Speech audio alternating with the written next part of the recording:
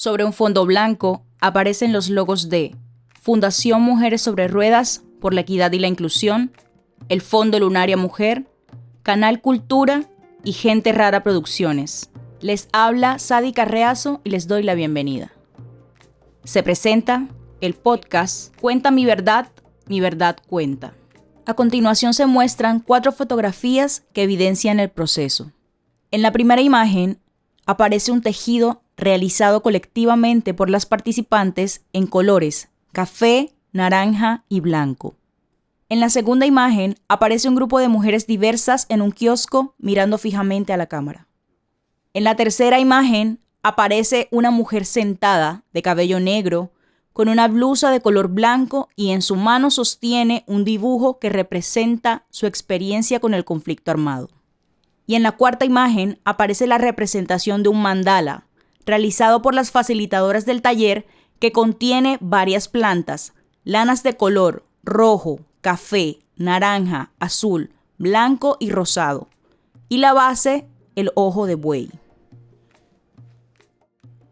Mujeres sobre Ruedas entiende que el conflicto armado colombiano ha sido definido como un duelo de relatos, en el que circulan narrativas desde diferentes escenas: la política, académica, social y cultural, y distintos puntos de vista: la mirada de la víctima, del victimario, del Estado, de la sociedad civil, el periodista, del experto.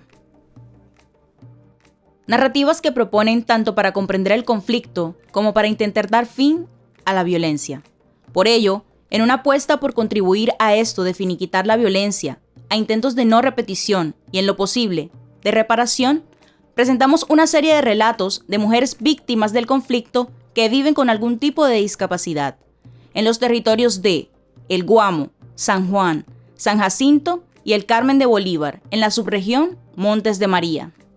La Fundación, desde el precepto de que contar es una apuesta política e identitaria, pues, como lo expresa José María Izquierdo en su texto, la literatura de la generación del 50 en España y la narrativa actual de la memoria, publicado en 2003, somos los relatos que producimos de nosotros mismos, como sujetos y como culturas. Por otro lado, desde este ejercicio de autoagencia, pretendemos reconfigurarnos como sujetos activos en la construcción del proyecto de nación en paz, en la búsqueda y la construcción de la tan anhelada paz total. Reclamamos y asumimos nuestro posicionamiento social, político e histórico como mujeres con discapacidad víctimas del conflicto. Estos relatos cuentan nuestra verdad para que nuestra verdad cuente en el marco de las narrativas del conflicto, para el reconocimiento de nuestras memorias como vehículo de resistencia y aportes a los procesos de construcción de paz. Son nuestras voces haciendo frente a un entorno cargado de miedo, desconfianzas y hostilidades que derivan de la continuidad del conflicto armado. Sobre un fondo blanco, Idalides Julio.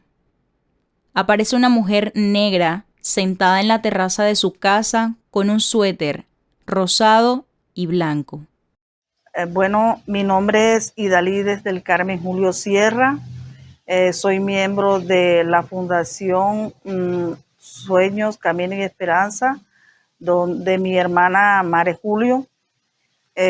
Soy de una familia humilde.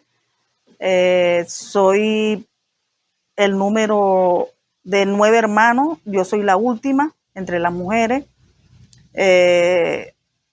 Mi descendencia es de mi padre era acordeonero, compositor. Yo hacía parte de una pequeña agrupación que él tenía, al cual era guacharaquera, y ahí fui creciendo. Viví en una vereda durante 8 años. De esos 8 años que vivimos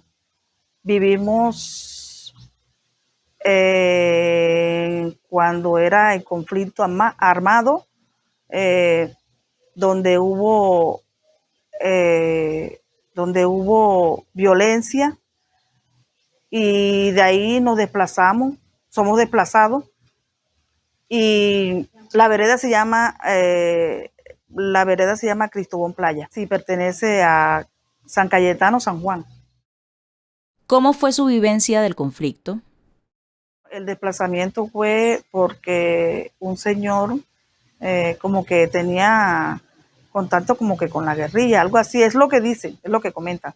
Y, y se oían los rumores que el señor, que esto, que lo otro, y de la noche a la mañana, un 22 de octubre de 2006, hubo un enfrentamiento desde las 8 de la noche hasta las 5 de la mañana.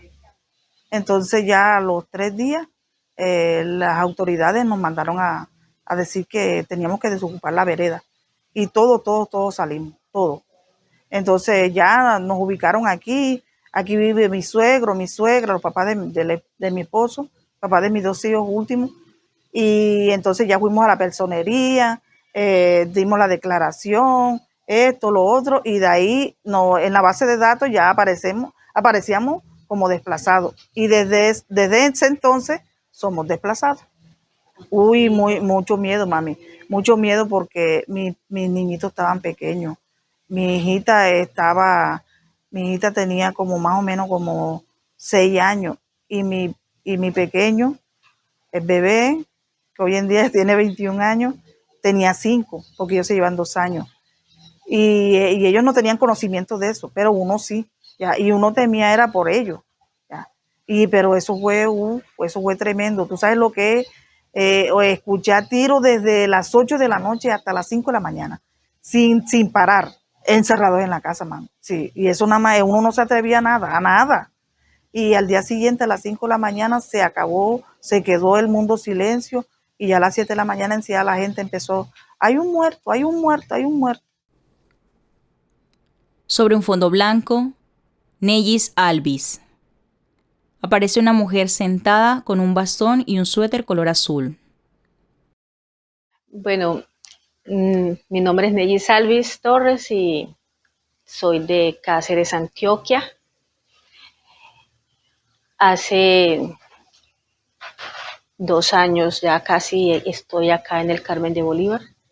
Allá en Cáceres estaba en la finca donde mis abuelos y cierto día, pues normal, estaba en el potrero de la casa, como allá era pues, casa finca, entonces eh, estaba pues afuera cuando de pronto un día se empezó a escucharse disparos y eso, y habían unos helicópteros, recuerdo que estaban volando bajito.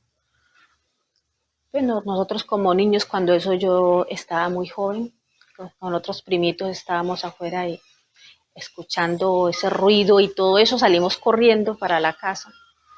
Pero como habían recién cortado el pasto de la casa, ahí habían sacado un estacón del cercado y había quedado un hueco. Y el pie se me fue en ese hueco, porque no lo vi porque estaba tapado con el césped que habían cortado, recién cortado. Bueno, yo me caí, recibí un golpe bastante fuerte en la pierna, pero como estaba asustada y como pude me salí del hueco, o sea, que no era un hueco amplio, sino que era más bien como angosto debido a que era un posto que habían sacado, portón. Entonces ya de ahí eh, seguí corriendo para llegar pues para la casa. Habían bajado helicópteros. Yo no sabía ni qué pasaba, así como les cuento, era lo que yo estaba en el instante viviendo. Después fue que me enteré que había habido una toma en Tarazá, en la noche, como que la guerrilla se había entrado pues a Tarazá y había hecho de las suyas allá. Pero nosotros allá no se sabía nada, o sea, uno estaba por allá en la finca, pues uno no sabía nada. Y resulta que los guerrilleros como que se habían entrado por allá para la finca y nosotros no sabíamos. Entonces por eso era que estaba por ahí como que los iban siguiendo a ver dónde estaban y por eso fue que se empezó, o sea, que se dio esos disparos ahí. Bueno, ahí en el instante ese que bajaron los helicópteros, Entonces mandaron a acostar a todos boca abajo, a mis abuelos, a mí, bueno, pensaban que éramos que guerrilleros, que tal, bueno, normal. Después, ya al pasar las horas, que ya el cuerpo se me empezó a enfriar, que ya pues todo había vuelto más o menos a la normalidad, aunque estábamos rodeados de mucho ejército. Empezó la pierna a dolerme tremendamente, el dolor era tenaz. Llegó la noche y me dolía mucho. Entonces, por ahí apenas llegaban carros en ese tiempo hasta cierto lugar y ya de ahí no había más carretera, sino que ahí terminaba. Entonces, todos los carros que entraron ese resto de tarde no los dejaron salir, no le daban permiso para salir, sino que iban reteniendo los carros ahí, camiones, todo lo que entraba.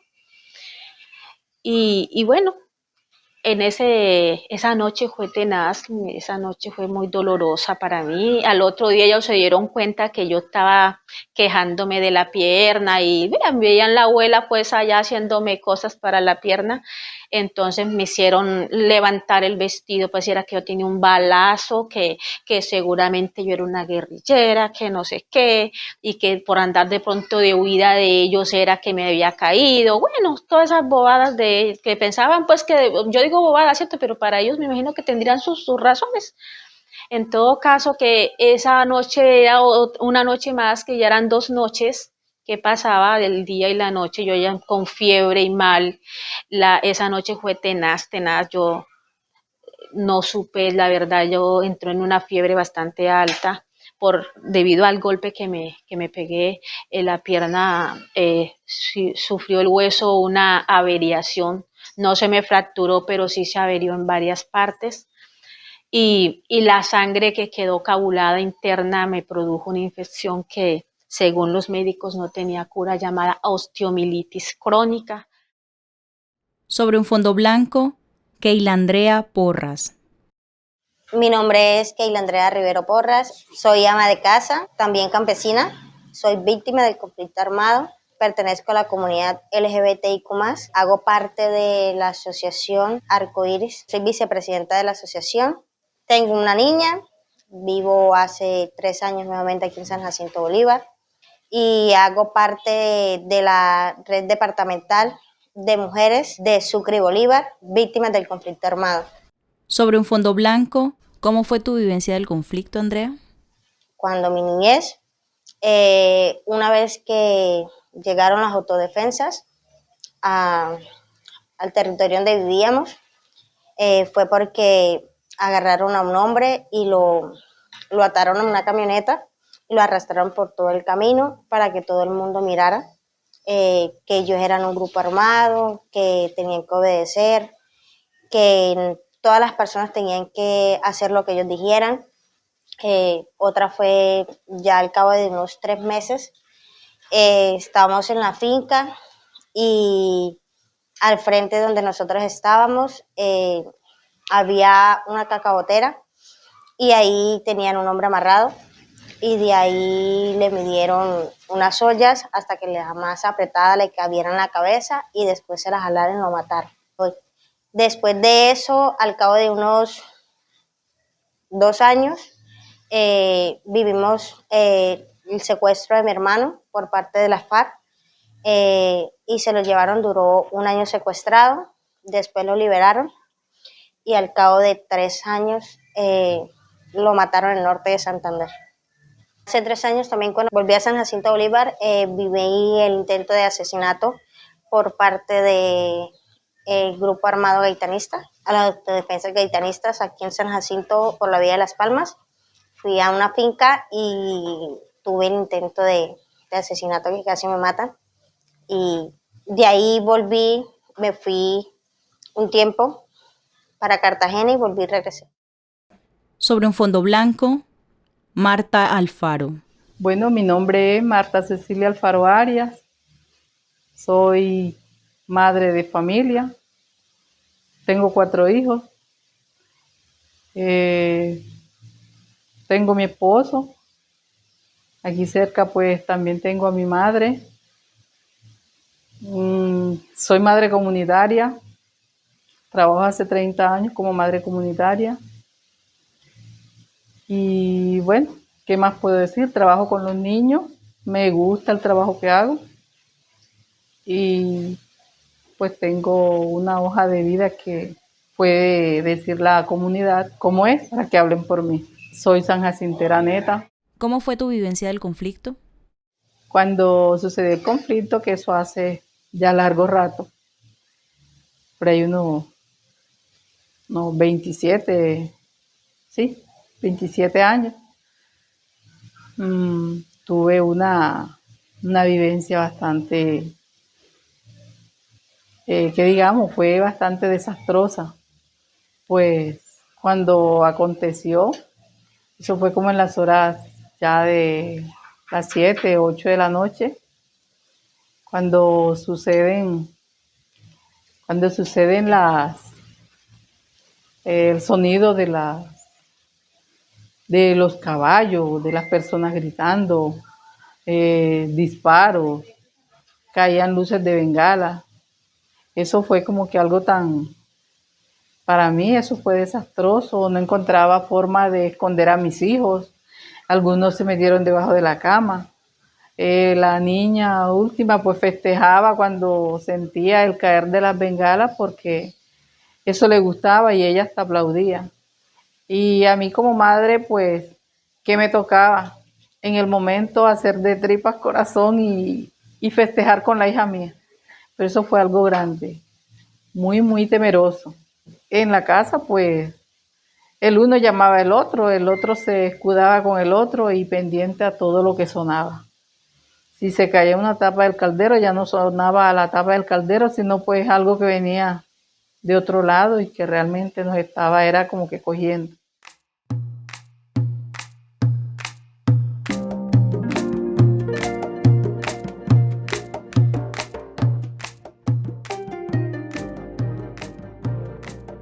Este podcast es producto del proceso de reconstrucción, promoción y difusión de narrativas de mujeres con discapacidad víctimas del conflicto armado, en 4 municipios de Bolívar, en la subregión Montes de María. Agradecimientos a el Fondo Lunaria Mujer, Canal Cultura, Producción Gente Rara.